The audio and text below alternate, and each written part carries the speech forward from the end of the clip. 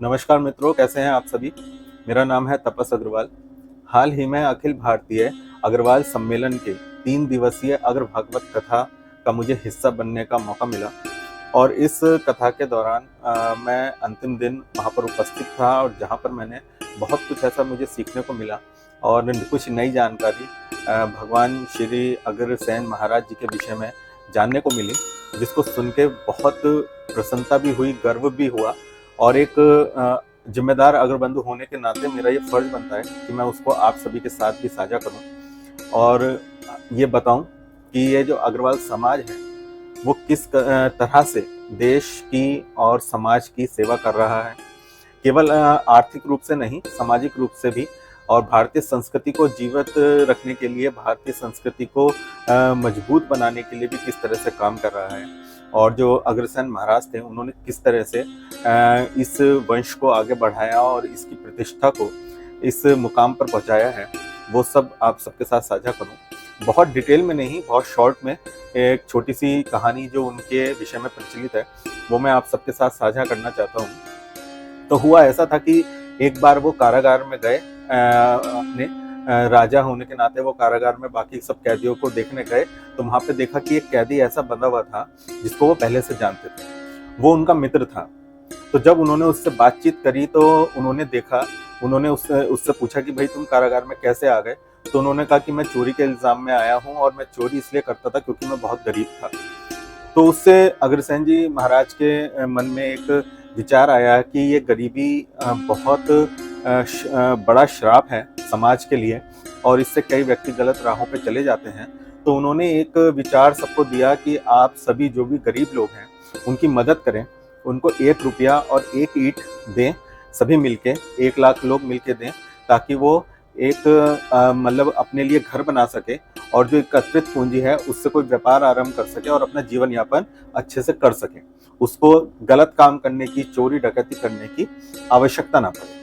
साथ ही उन्होंने महाभारत युद्ध में उनके पिता ने और उन्होंने एक महत्वपूर्ण भूमिका निभाई थी और उसके बाद जब ये घटना हुई तो उन्होंने माँ जो हमारी लक्ष्मी देवी हैं उनको प्रसन्न करने के लिए कठोर तप किया।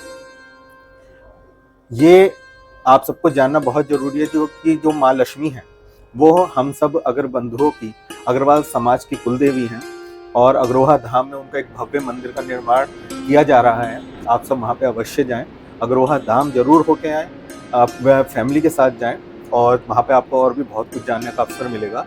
तो उन्होंने माँ लक्ष्मी को प्रसन्न करने के लिए बहुत कठिन तपस्या की, जिससे माँ लक्ष्मी प्रसन्न हुई, उनको दर्शन दिए और उनको ये आशीर्वाद दिया कि तुमने मेरी इतनी कठोर तपस्या करी है और तुम्हारे ही पुण्य प्रताप से मैं धरती पर आई हूँ। तो सभी अग्रबंधु और वैश्य समाज के जो लोग हैं उनके यहाँ मैं विराजूंगी, उनको अपना मेरा विशेष आशीर्वाद और विशेष स्नेह प्राप्त होगा। और इसलिए दिवाली पर प्रभु श्री राम के साथ साथ हम माँ लक्ष्मी की भी पूजा करते हैं, उनको भी हम निवेद्य अर्पित करते हैं, उनको पूजते हैं और सभी अग्रबंधुओं के लिए ये बहुत ही गर्व की बात है। और मैं चाहूँगा कि आप इस वीडियो को सभी अग्रबंधुओं के साथ अधिक से अधिक साझा करें।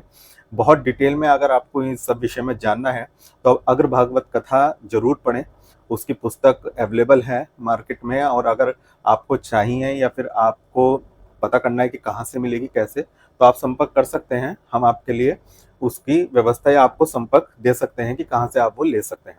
अग्रोहा धाम जरूर जाएं, विद फैमिली जाएं सभी के साथ, और इस बहाने आपको बहुत कुछ अपने पूर्वजों के बारे में, अपने जो भी महान हमारे राजा हुए हैं, हमारे अग्रसेन भगवान हुए हैं, उनके विषय में बहुत कुछ और जानने को मिलेगा। साथ ही अग्रोहा धाम में जो हमारे समाज के बहुत प्रतिष्ठित व्यक्ति रहे हैं या जिन्होंने बहुत कुछ उपलब्धियां हमारे समाज में हासिल करी हैं और वो हमारे वैश्य समाज से आते हैं, उनके विषय में बहुत कुछ जानने को मिलेगा।